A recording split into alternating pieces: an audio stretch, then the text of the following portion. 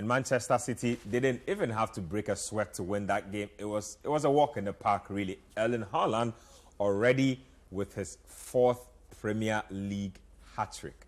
Now, I said this is crazy because Ronaldo scored only 3 Premier League hat-tricks in his entire Premier League spell. Haaland, in his first season, is already on 4 hat-tricks. Luis Suarez, I believe, scored 4 hat-tricks, but it took him about 81 games or so to do it. Erling Haaland has done it in like less than half of those matches. Crazy. Look, can I say something? I don't like the Ronaldo comparison in this case. Why? Because I think it's unfair on Cristiano Ronaldo, considering that as a goal scorer, I would say he had 1 or 2 good seasons at United as a goal scorer before he went to Spain and then he broke out and became a full striker. He was more or less a wide winger. But so that's what I'm saying. I think it's a bit unfair because Ronaldo only recently scored his 100th Premier League goal, if I remember correctly, when he came back. Yeah. And that 18 goals would have been, I think, his 2nd highest in a Premier League season. Yeah. So I think it's that's actually incredible. Yeah, I think it's a bit unfair, and that's why I say sometimes if I did my all-time Premier League 11, I wouldn't put Ronaldo because for me, what Ronaldo did at Madrid is what made him him. He had a good start, but his longevity in the league was not that of some of that. He had 6 years in the league, but he wasn't. I think the last 2. Yeah, exactly, and that's why I wouldn't. But just an aside, so I don't think it's fair to. If you start calling Suarez and other people who are playing more at the height of their powers, I think that's a bit more fair. I believe the record is held by Alan Shearer for 1 season, 5. Yeah. 1 season, 5 hat-tricks. Yeah, but I believe all time is either Aguero or Henry. I have to check. Looks like Erling Haaland is eyeing that record right now. There was the record for fastest to 3 hat-tricks, and it took Michael Owen, was it 40 games, and it took Haaland, was it 8 or something like that. So if you look at the game that we just watched, look, for me, I don't like coaches who don't learn. You have to learn. Last week, Ten Hag showed the whole world how to beat Man City. You don't allow Kevin De Bruyne to dictate the tempo of games. Yeah. No, you get beat. If you go back to this game, the first goal in particular, they did the thing 3 times without De Bruyne. At the 4th time of repeating the same sequence, get the ball diagonally to Mahrez. He picks the ball as if he's going to take on the fullback. He runs at him, and then cut back, and then gave the ball back, and one-time cross into the box. Last week, De Bruyne attempted to do these things, but anytime Mahrez got the ball against Malaysia, when he decided to run at Mother Peg, but he realized that Fred was just closer to De Bruyne, so he needed to force himself through Malaysia, and he couldn't do that.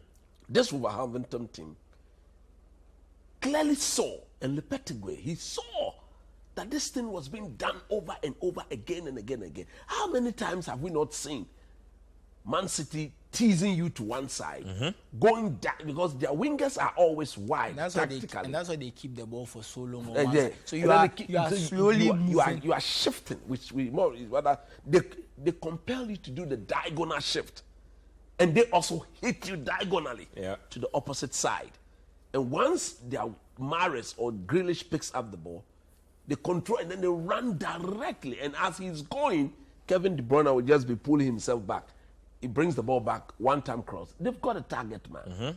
Erling Haaland, if the ball is put into his area, nobody is out jumping him. Nope.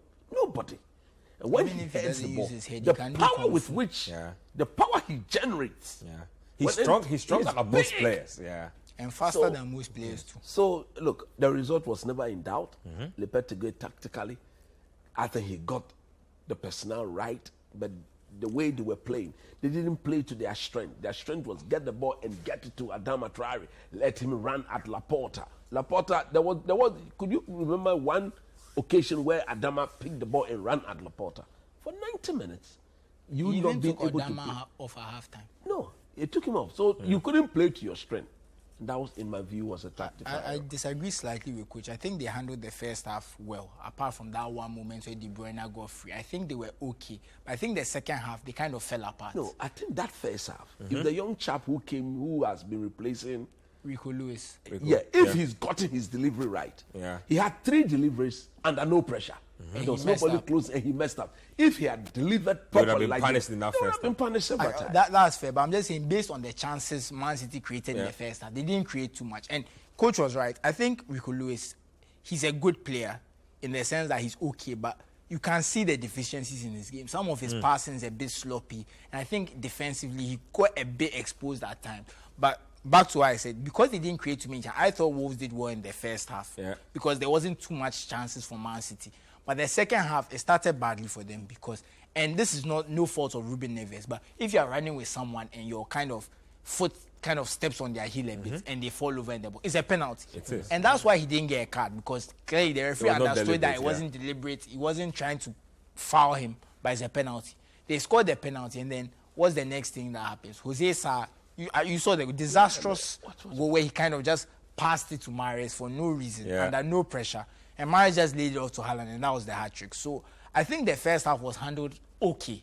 I mean, if you have decided to leave Rico Lewis free and he's not able to deliver, that's also a tactical plan. You decide that maybe his final ball is not there. But the second half was very disappointing because they lacked fight. At least in the first half, there were moments where you could see there was an attempt to try and play on the counter. It didn't really work out. Exactly.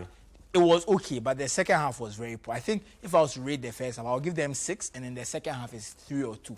Just talk to me about goal scoring with Wolves. I get frustrated watching them, really.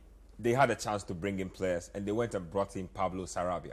Pablo Sarabia is a wonderful player, but Pablo Sarabia is just like Prudence. He will not solve your goal scoring issues. I think why didn't you see the Brazilian, the one they brought from? He came on. That's what I'm saying. I have to make 3 changes. So I believe he took off Adama, Jimenez, and someone, and brought Cunha, Sarabia, and someone else. And João Moutinho. I can't remember who he took off for Moutinho, but those are the changes he made at half. But then they were no goal scorers, no proper goal scoring threats in there. Yeah. Should they be buying players? Is there money to spend on strikers? I mean, the window is still open. Well, the Matthias Cunha was a striker, but I believe they paid was it 40 or 50 million. So they paid a lot of money for him. They acquired him on loan. Yes. With the option to buy. Yeah. From Atletico. But if you look at his goal scoring record, he didn't score that much. Not a prolific I don't want to judge any striker on not scoring goals at Atletico Madrid because of how they play. I think that's a bit unfair. Yeah. But I get you, because what happens is that they bought Sasa Kalajic. I don't know, the Austrian guy, the big guy at the Euros who was scoring the headers for Austria. You remember? I think did he score a header against Italy or something at the Euros?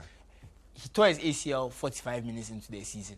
Bad luck. Got him from Stuttgart. From Stuttgart. Yeah. So you are scrambling for a striker. You go and find Diego Costa. Diego Costa doesn't do anything for the first half of this. I don't think Diego Costa was posing with Wolves at his unveiling, and that's the most menacing he has been. Exactly. So Diego Costa has not scored. So you've now gone to buy Matthias Cunha. So he has to take some time to adjust. But they are playing better. Yeah. I think they are a bit more solid defensively. Yeah. I don't want to.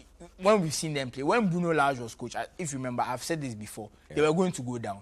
There was no 2 ways about it when you watch them at the beginning of the season. But now they look a bit more solid. They look a bit more enterprising. The goals are yet to come.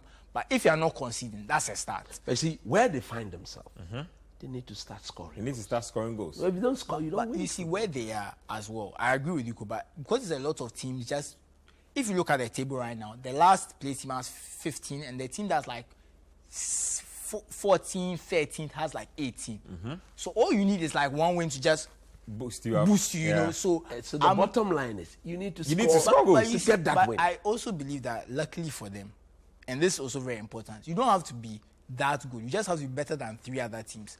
And when I look at Southampton and Everton and Bournemouth, I can see those teams going down. And Southampton already changed their coach. But Everton, if Everton don't change their coach, they are gone. And remember, Bournemouth have just hired their coach.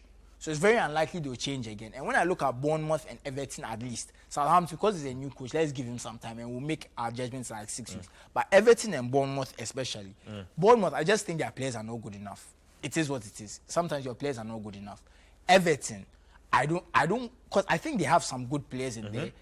I feel like Frank Lampard is part of their problem.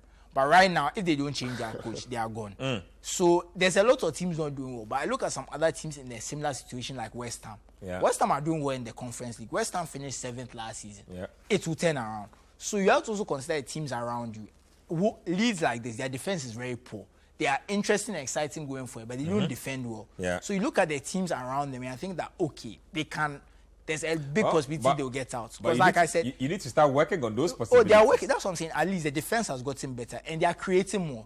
they lack a striker, but when you're creating chances and you have a decent amount of good wingers, the goals will go in eventually. You don't need someone at that stage. If you have someone who scores once or twice every 3 games, you can get out, you will survive. They are not challenging for Europe or anything. Okay. And like I said, Everton, Bournemouth, Southampton right now are looking very desperately poor.